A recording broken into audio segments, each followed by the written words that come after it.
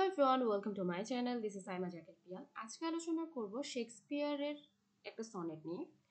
সনেটটা হচ্ছে 116, যেটা পাবলিশ করা হয় 1609 সালে। এবং আমরা যখনই কোনো সনেটের কথা শুনি তখন আমাদের মাথায় কি আসে, এটা 14 লাইনের হবে, এটাতে আয়াম্বিক পেন্টামিটার থাকবে। কিন্তু আসলে শেক্সপিয়ারের সনেটগুলো টোটালি ডিফারেন্ট ছিল। শেক্সপিয়ার একটু ভিন্ন ধাঁচের করে তার সনেটগুলো লিখতেন।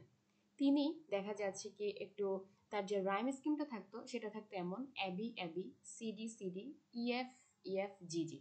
মানে হচ্ছে তিনটা আমরা অনেকটা কোয়াট্রেন দেখতে পাবো এবং একটা কাপলেট দেখতে পাবো শেক্সপিয়ারের সনেটে। এবং এই এক্সেপশনাল রাইম স্কিমের কারণে অথবা একটু এক্সেপশনাল ওয়েতে সনেট লেখার কারণে তার সনেটগুলোকে বলা হতো শেক্সপিয়ারিয়ান সনেট।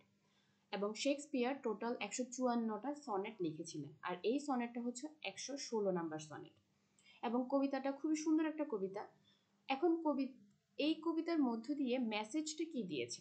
কবি মূলত এখানে ভালোবাসার কথা বলেছেন। তিনি বলেছেন কি, দুজন মানুষের ভালোবাসা কখনো চেঞ্জ হয় না অথবা কখনো শেষ হয় না। হয়তো জীবন শেষ হয়ে যাবে, ডুমসডে এসে যাবে, মানে কিয়ামত এসে যাবে, মৃত্যু এসে যাবে, কিন্তু ভালোবাসা কখনো শেষ হবে না, ভালোবাসা কখনো চেঞ্জ হতেই পারে না। এটাই হচ্ছে এই কবিতার মেইন আইডিয়া। এবার থিমটা কি? থিমই হচ্ছে সেম জিনিস, লাভ অ্যান্ড চেঞ্জ, মানে ভালোবাসা কখনো চেঞ্জ হতে পারে না। এটাই হচ্ছে এই কবিতার থিম। আসেন কবিতাটাতে যাই। ফার্স্টে লাইন বাই লাইন এক্সপ্লেন করে দিই এবং পরে নিচের অংশটাতে আমি একটু সহজ ভাষায় জিনিসটাকে লেখার চেষ্টা করেছি। আসলে আমি লিখি নাই, এটা আমি গুগল করেছি আর কি, গুগল থেকে নিয়ে নিয়েছি, তাহলে আপনাদের বুঝতে সুবিধা হবে। তাহলে স্টার্ট করি। শুরুটা হয় এভাবে: let me not to the marriage of true minds admit impediments. এখানে কবি কি বলছেন? এখানে কবি বলছেন কি, যে কবি কিছুতেই স্বীকার করতে চান না, মানে তিনি বিশ্বাসই করতে চান না, অ্যাকসেপ্ট করতে চান না যে দুইজন যে লাভার থাকে, দুইজন ভালোবাসার যে মানুষ থাকে, তাদের মধ্যে কোনো বাধা আসতে পারে, এটা তিনি কিছুতেই মানতে চাচ্ছেন না। এখানে ইম্পেডিমেন্টস মানে বাধার কথা বোঝানো হচ্ছে, এবং ম্যারেজ অফ ট্রু মাইন্ডস দ্বারা বোঝানো হচ্ছে ট্রু লাভারের কথা বোঝানো আছে কি, মানে দুইজন যে ভালোবাসার মানুষ থাকে তাদের মধ্যে যে বাধা আসতে পারে এটা কবি মানতে নারাজ। লেট মি নট অ্যাডমিট, তিনি কিছুতেই এটা কি করবেন না, স্বীকার করবেন না। এবং তিনি বলছেন কি, লাভ ইজ নট লাভ, ভালোবাসাটা আসলে ভালোবাসাই না। হুইচ অল্টার্স, যেটা কি হয়ে যায়, চেঞ্জ হয়ে যায়। হোয়েন ইট অল্টারেশন ফাইন্ডস, তিনি বলতে চাচ্ছেন যে যখন দেখা যায় কি, মানে কোনো বদলানোর যদি কোনো ওয়েভ আসে, প্রেমের মধ্যে যদি কোনো চেঞ্জেস দেখা যায়, ধরেন আপনাদের দুজন মানুষ একজন একজনকে ভালোবাসেন, তাহলে দেখা যায় হঠাৎ করে ভালোবাসার মধ্যে একটা অল্টারেশন, একটা চেঞ্জ চলে আসলো। এই চেঞ্জ দেখে যদি আপনার ভালোবাসাটাও বদলে যায়, তাহলে এটা ভালোবাসা হতেই পারে না, ঠিক আছে? Or bands with the remover to remove, অথবা দেখা যায় কি আপনার বিলাভেডের আপনার প্রতি ভালোবাসাটা রিমুভড হয়ে গেল অথবা ভালোবাসাটা কমে গেল, তাহলে যদি আপনার ভালোবাসাটাও চেঞ্জ হয়ে যায়, তাহলে এটা কখনো ভালোবাসা হতেই পারে না। তাহলে ব্যাপারটা কি দাঁড়াচ্ছে? কবি কিছুতেই মানতে চাচ্ছেন না যে দুইজন লাভারের মধ্যে, দুইজন ভালো প্রকৃত লাভারের মধ্যে কোনো বাধা আসতে পারে, এটা তিনি কিছুতে মানতে চাচ্ছেন না। এবং বলছেন কি, যদি দেখা যায় কি আপনার ভালোবাসার মধ্যে কোনো চেঞ্জেস আসার কারণে আপনার ভালোবাসাটাও বদলে গেল, এবং আপনার অথবা দেখা যাচ্ছে কি অনেক সময় আপনার যে বিলাভেড রয়েছে সে যখন আপনাকে ভালোবাসা বন্ধ করে দিচ্ছে, তখন আপনার ভালোবাসাটাও মানে চেঞ্জ হয়ে গেল, আপনিও ভালোবাসা বন্ধ করে দিলেন, তাহলে সেটা কখনো ভালোবাসা হতেই পারে না। চেঞ্জেস আসবে, তার মানে এই না যে আপনি ভালোবাসাটাই বন্ধ করে দিবেন। ফার্স্ট স্ট্যান্জা গেল। এবার আসি সেকেন্ড স্ট্যান্জাতে। O no, it is an ever fixed mark that looks on tempest and is never shaken. তিনি বলতে চাইছেন যে আসলে এটা হচ্ছে অনেকটা কিসের মতো না, আসলে এই যে ভালোবাসাটা, এটা অনেকটা হচ্ছে যে স্টারের মতো। নর্দার্ন স্টার থাকে, অথবা কোনো পুল স্টার মানে হচ্ছে নেতা টাইপের এরকম আর কি, অথবা আমরা বলতে পারি যে লাইট হাউস টাইপের, ঠিক আছে? এই যে জিনিসগুলা দেখা যায় কি, যতই তুফান আসুক, টেম্পেস্ট মানে হচ্ছে তুফান, যতই তুফান আসুক কি হয় না, কখনো চেঞ্জ হয় না, এটা কি কখনো শেক করে না। নর্দার্ন স্টার যেটা থাকে সেটা দেখা যাচ্ছে সবসময় কনস্ট্যান্টলি লাইট দিতেই থাকে, সবসময় আলো দিতেই থাকবে। অথবা কোনো নেতার কথা বলি, সে দেখা যায় কি সবসময় আপনাকে গাইড দিতেই থাকবে, যেমনই সিচুয়েশন আসুক না কেন সেটা কি করবে, আপনাকে পথ দেখাতে থাকবে, সেটা কখনো শেক করবে না। অথবা লাইট হাউসের কথা বলে, ঠিক আছে, এটা একটা ফিক্সড মার্ক।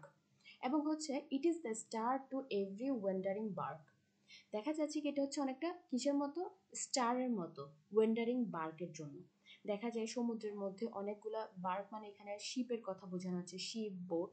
তো বোটগুলো এদিক এদিক ঘুরতে থাকে, তো তাদের একটা পথ নির্দেশনার প্রয়োজন হয়, ঠিক আছে। যেমন স্টারগুলা পথ নির্দেশনা দেয় বোটগুলোকে, অথবা লাইট হাউসগুলো কি করে, পথ নির্দেশনা দেয় কিভাবে কোন দিকে যেতে হবে, ঠিক সেরকম। ঠিক আছে, এটা হচ্ছে অনেকটা কিসের মতো, স্টারের মতো, যেটা বোটগুলোকে, ওয়েন্ডারিং বোটগুলোকে পথ দেখায়। Whose worth's unknown although his height be taken. কিন্তু দেখা যাচ্ছে এটার যে ওয়ার্থ থাকে সেটা কি করা যায় না, কখনো আপনি মাপতে পারবেন না, সেটার ওয়ার্থ সম্পর্কে আপনি কখনো জানতেই পারবেন না। ঠিক আছে, এটা কতটুকু যোগ্য এটা সম্পর্কে আপনি জানতে পারবেন না, তবে কি হাইটটা আপনি নিতে পারবেন।